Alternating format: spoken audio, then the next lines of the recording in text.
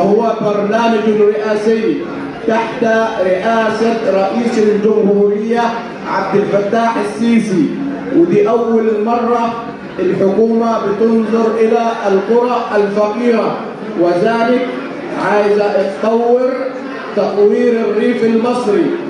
الحكومة شايفة إن الريف المصري ناقصه احتياجات ومشروعات تنموية وخدمية كثيرة، فالدولة بصت بعين الرأفة على هؤلاء. فالمشروعات أنا هقول لكم المشروعات اللي هتتعمل أو اللي تعاينت في قرية هو اللي عاينها القوات المسلحة، وليس كل المشروعات. أنا هقول بعض المشروعات اللي هي تعاينت واللي هتتعمل في قرية هو. أنا عايز الناس تطمن بالنسبة في حاجات أساسية. البنية التحتية لقرية هو هتتعمل كلها أكملها لجميع القرى. الصرف الصحي هيتعمل في كل قرى هو، مية، كهرباء، غاز، تليفونات. إذا البنية التحتية كلها حتى الرصف كل القرى بتاعت هو جميعا، ليس القرية الأم إنما التوابع كله هيتخدم بصرف مية نظيفة، كهرباء، غاز، تليفونات. دي ما فيهاش كلام، يعني مش عاوزكم تتكلموا فيها. اللي يتكلم على مشروعات تنمويه، عايز وحده صحيه، عايز مدرسه، عاوز وحده تضامن، عاوز مجمع طبي. هذه الحاجات اللي هنتكلموا عليه. احنا جايين النهارده عشان نسمعكم. أعزائنا المتابعين، أعزائنا المشاهدين، وفي إطار مبادرات حياة كريمة في مدينة نجع حمادي، حيث عقدت اليوم مبادرة حياة كريمة في قرية هو، كان لنا هذا اللقاء مع الأستاذ حمدي منسق حياة كريمة في مدينة نجع حمادي محافظة قنا. أستاذ محمود. بسم الله الرحمن الرحيم.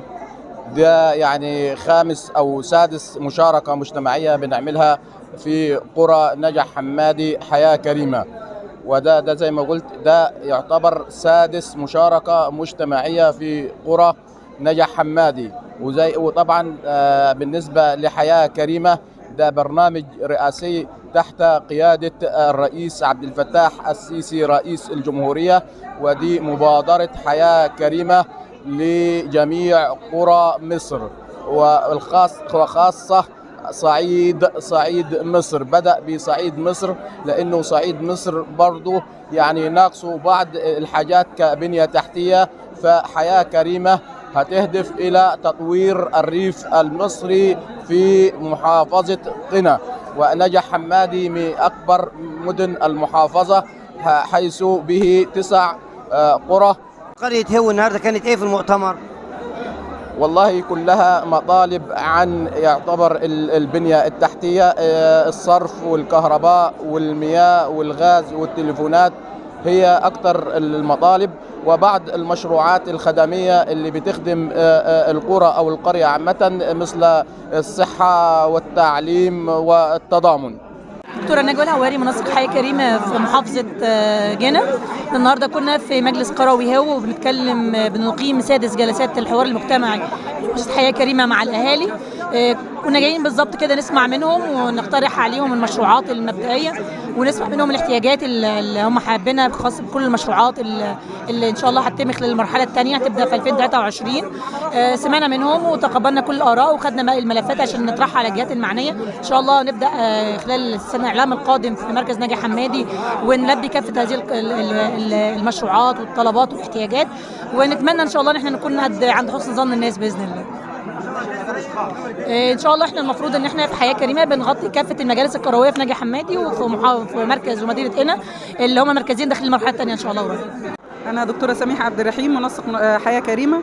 النهارده كنا في مركز نجع حمادي في قرية هو، اتشرفنا بوجودنا طبعا النهارده، وكانت الفعاليات عبارة عن الحوار المجتمعي لقرية هو اللي إن شاء الله من ضمن القرى اللي داخلة معنا في المرحلة الثانية في حياة كريمة.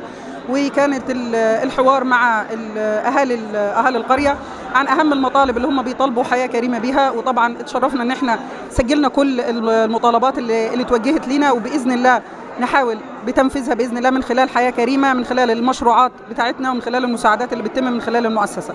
اتشرفنا طبعا بوجودنا النهارده، وشرف لينا مرة تانية وثالثة بوجودنا. أهم مطالب قرية هو النهارده كانت في المؤتمر.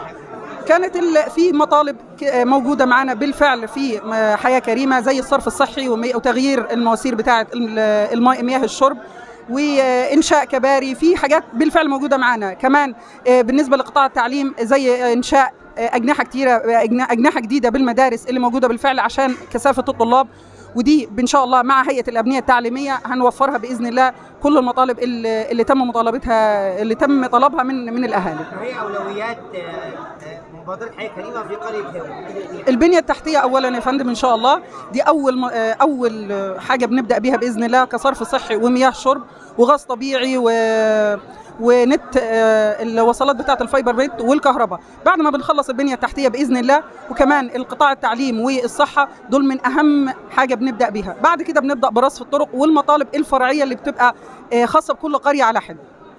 شرفت بحضرتك يا فندم. حياه كريمه بدات في قريه هو، وده هذا شرف لينا وشرف للسيد رئيس الجمهوريه بيتولى اسر الفقيره والقرى المحرومه، وهذا نودي تحيه وتقدير السيد رئيس الجمهوريه الكريم المحترم الذي يتبنى رعايه حياه كريمه، واحنا بنقدره ونقول له بركه فيك، واحنا تحت امرك في اي وقت. ونشكر قواتنا المسلحه ورجال حياه كريمه، وربنا قدرنا نكون في عون كل الشعب المصري بكافه طوائفه. وحياه كريمه ستحقق امنيات واجبات كل مواطن في مصر ان شاء الله باذن الله.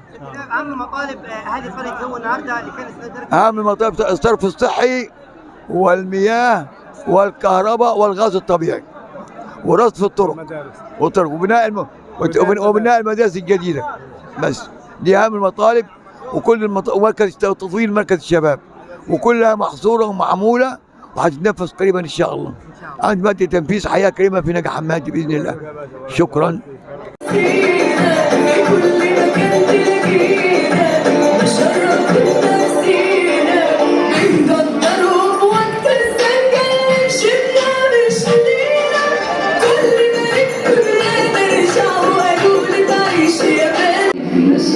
وذلك لانطلاق مبادرة حياة كريمة هنا من داخل الوحدة المحلية بقرية هو بمركز ومدينة نجع حمادي بمحافظة هنا.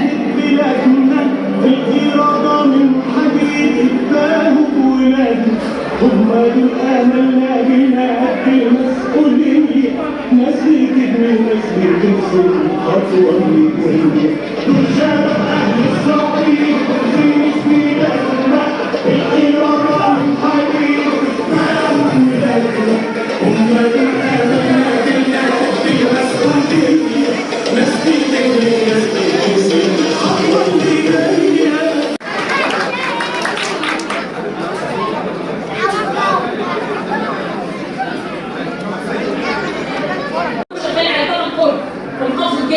كالاجمالي اللي بنشتغل عليها من فوق الجمهوريه الكليه 75 قريه.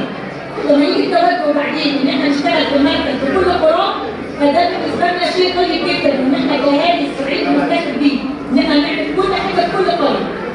اللي انا عايز اقول لحضراتكم خلال الفتره اللي فاتت اللي تمت في محافظه هنا الخمس مراكز الاولى كانت كل القطاعات الخدميه، سواء الصرف الصحي والميه والكهرباء والتعليم والصحه.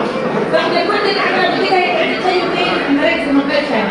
اسمحوا لي بس ان انا نسمع الاستاذ الاول ونرجع نتناول مع حضراتكم تاني الحاجات اللي احنا هنتكلم عنها، هنسمع منه اللي هي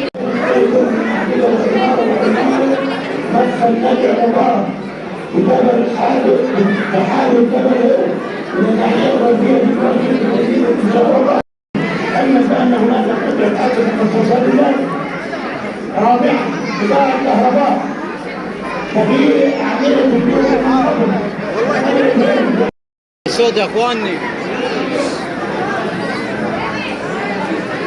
المدرسه دي مدرسه قائمه ومهدوده ومديره هيئه الابنيه التعليميه.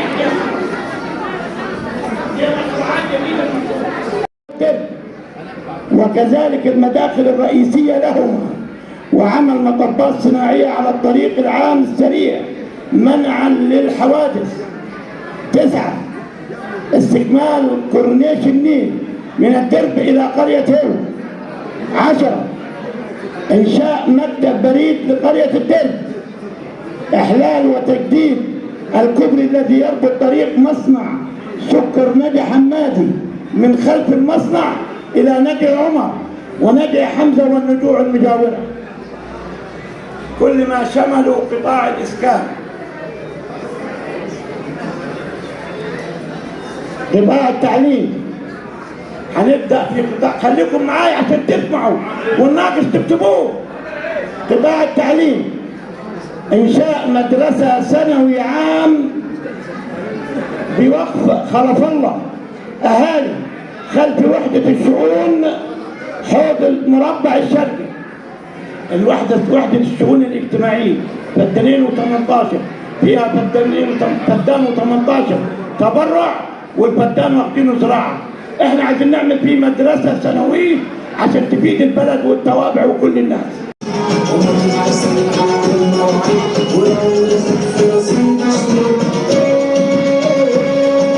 والفرحة تفضل في البال،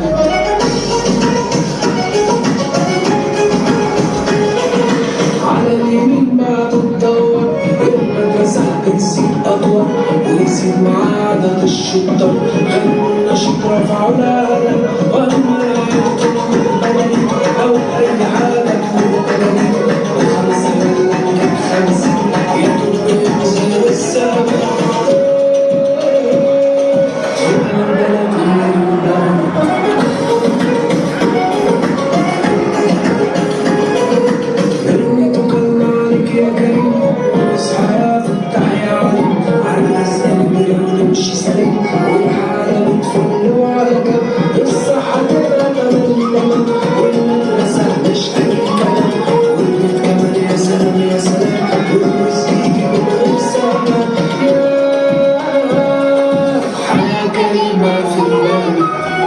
علشان نحقق حلم حياة كريمة في كل قرى مصر لازم نساعد بعض. حياة كريمة ساعدت وطورت قرى كتير، بمساعدتك وتبرعك هيساعد قرى أكتر. حياة كريمة من إنسان لإنسان.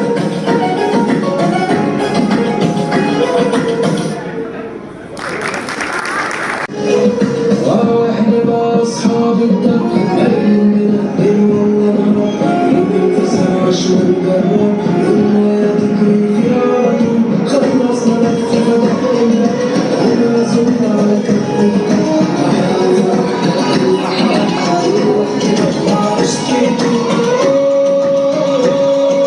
صبرت في آخر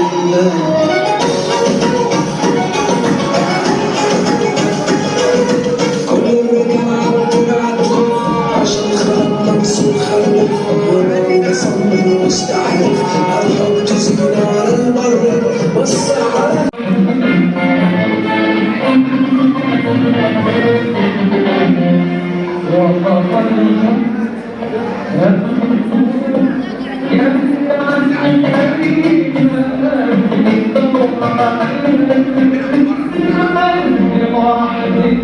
سيدتي وسادتي السلام عليكم ورحمة الله وبركاته، وكل عام وأنتم جميعا بخير.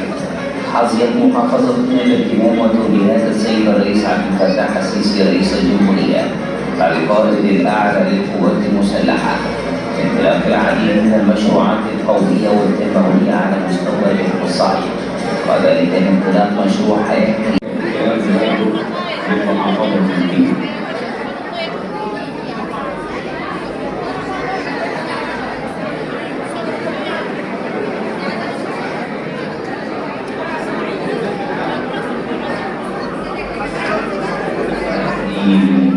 الكل يسرى إن شاء الله.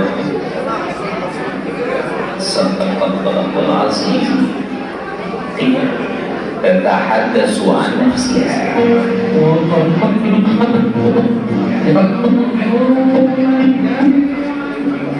سوف تؤدي إلى خدمات طيبة في كافة القطاعات، ستؤدي إلى إنشاء كل ما هو تطلبوه: صرف محي، كهرباء، مياه، مدارس، مجمعات طبية، طرق، رصف، كباري، فإن شاء الله ستنطلق تحت رعاية الرئيس عبد الفتاح السيسي. فتحية وإعزاز وتقدير وفخر لهذا القائد العظيم.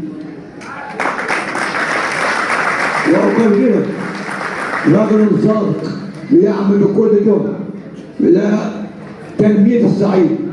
فنرحب بالسادة الأفاضل أعضاء لجنة حياة كريمة في محافظة قنا، وكلهم ناس مختارين على كفاءة عالية من الأخلاق والكفاءة العملية وحب الناس لهم، فتحية وعزاز وتقدير لهم. ونشكر السيد العميد أركان حرب أحمد عصمت منسق أو مدير العام لحياة كريمة بمحافظة قنا، وهو إن بي تربطه يبقى أنا كنت مسؤوليا في سوهاج وهو ابن مركز المنشاة محافظة سوهاج، فتحية له خصيصا لأنه بيقول جاي عند أولاد عموم، فنرحب به. والسيد الدكتور محمود ياسين من الناس المحترمة اللي احنا بنعزهم ونقدرهم، والدكتورة نجوى الهواري مش عايز اقول لكم يا بنت عمكم وتقول احنا عند عمامي. في القرى الأم فضلا عن تسليم العديد من المدارس ووحدات التضامن الاجتماعي. جدير بالذكر أيضا سوف تبدأ المبادرة الرئاسية حياة كريمة في مدينة نجع حمادي ومركز قنا، وتم الانتهاء من توفير كافة الأراضي المشروعات المقترحة تمهيدا لبدء التنفيذ بمستوى نجع حمادي وجميع القرى